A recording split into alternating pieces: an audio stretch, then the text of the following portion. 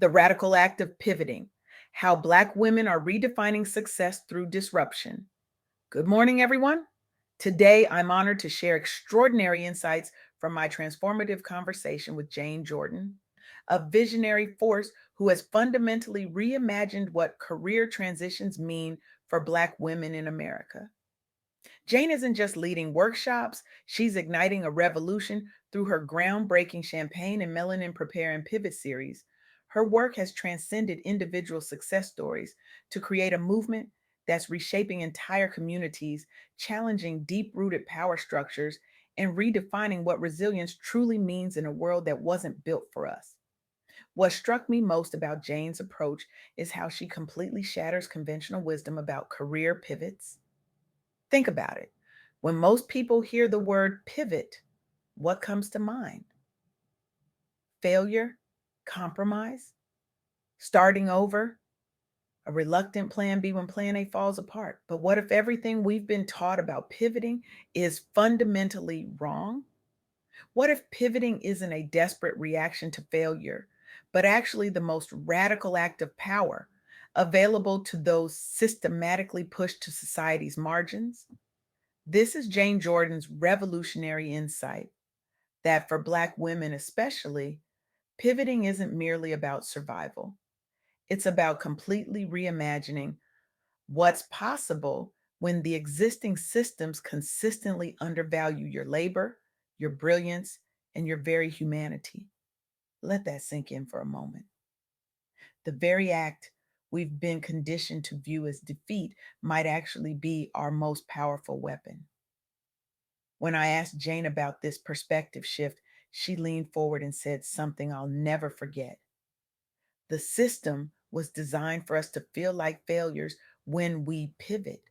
That's by design. When we reframe pivoting as power, we're not just changing careers, we're dismantling the psychological warfare waged against Black women's sense of worth.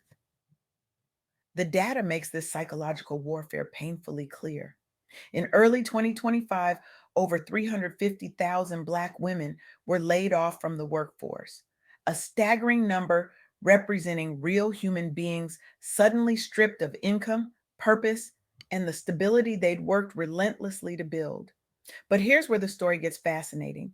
In the aftermath of this economic devastation, something remarkable happened. These women didn't just accept their circumstances as personal failures, they responded by launching their own businesses at unprecedented rates. They built support networks that transcended individual needs. They flocked to space like Jane's Champagne and Melanin series, where Black women could share strategies, vulnerabilities, and dreams without judgment. One participant, Tasha, arrived at her first Prepare and Pivot session just 2 weeks after being laid off from a tech company where she'd been the only Black woman in leadership.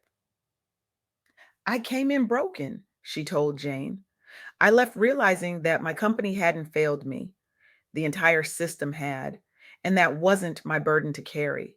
6 months later, Tasha launched a digital platform connecting Black women technologists to mentorship opportunities. She's now employing 7 people, all Black women who experienced similar displacement.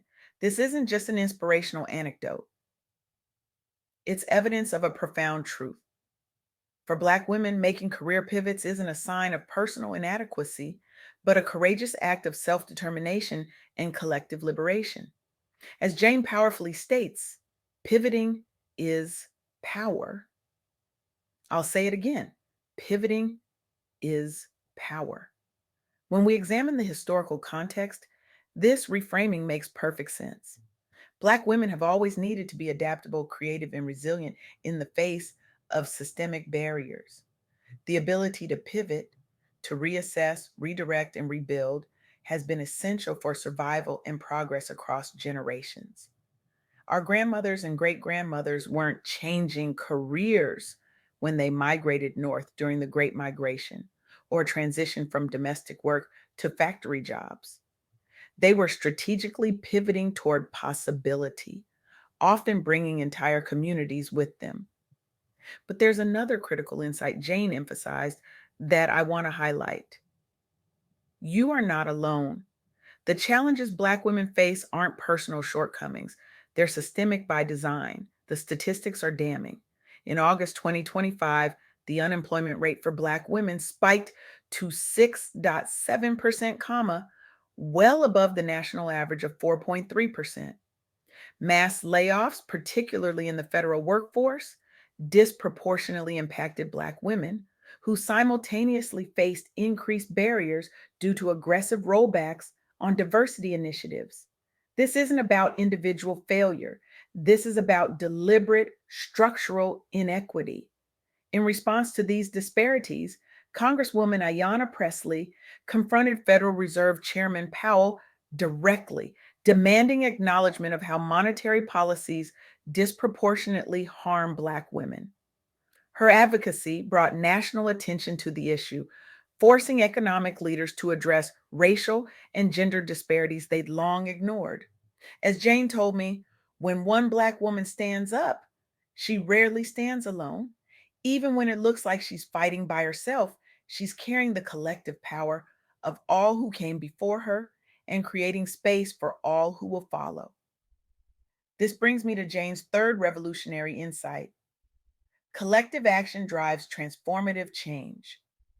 Our individual pivots, when supported collectively, can shift entire industries and communities. By demanding better opportunities and refusing to accept the status quo, we create pathways for future generations to thrive. Consider this staggering reality. In 2024, startups led by Black women received just 0.4% of all US venture capital funding. Not 4%, 0.4%.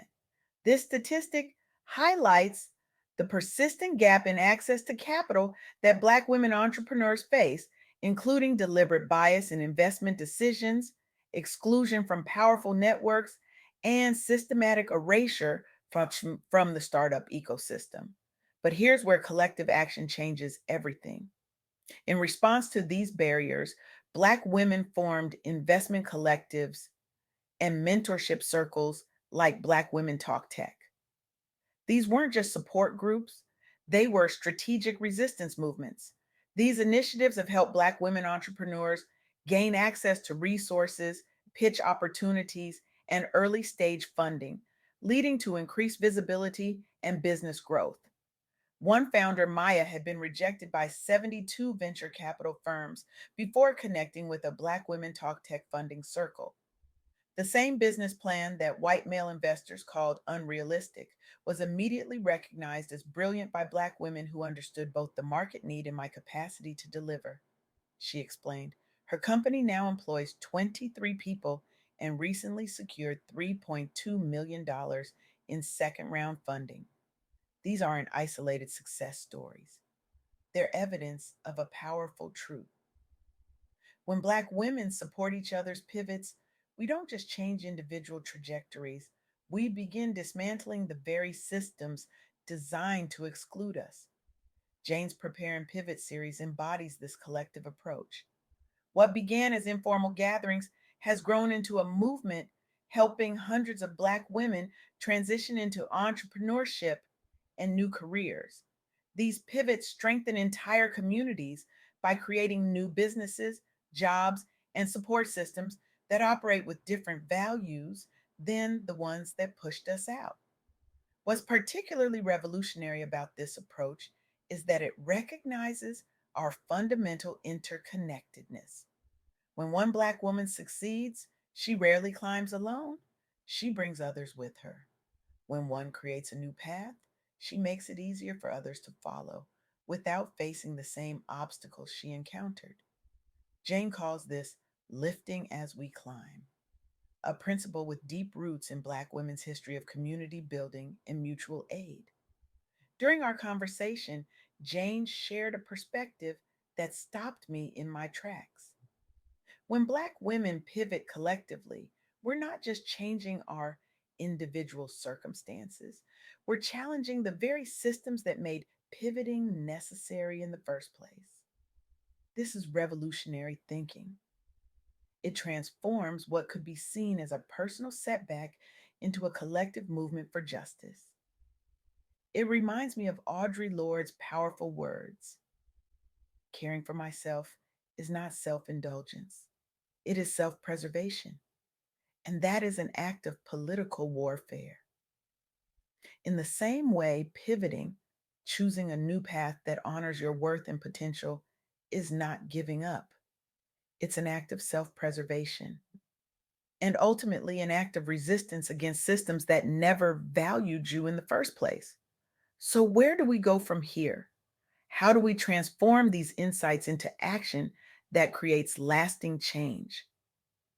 First, we must recognize that our challenges are not personal failures, but symptoms of systemic design. This perspective shift is crucial for maintaining our dignity through transitions and directing our energy toward collective solutions rather than self blame. Second, we must build our support networks with strategic intention. We need spaces like Jane's Prepare and Pivot series where we can connect with others who understand our journey and can offer both emotional support and tangible resources. Finally, and most crucially, we must view our pivots as opportunities to completely rewrite the rules, not just for ourselves, but for those who will come after us. Document your journey, share your strategies, advocate fiercely for systemic changes that will make pivoting less necessary for future generations. I want to leave you with a question that Jane posed at the end of our conversation, a question that has haunted me ever since. What systems would crumble if Black women stopped pivoting around obstacles and started dismantling them instead? Your answer to this question could ignite a transformation far beyond your individual journey. It could help create a world where pivoting becomes a choice made from abundance rather than a necessity born from exclusion. Remember what Jane Jordan has taught us: pivoting isn't failure, it's power. It's not the end of your story, it's the beginning of a revolution that you get to write on your own terms, and you don't have to write it alone. Thank you.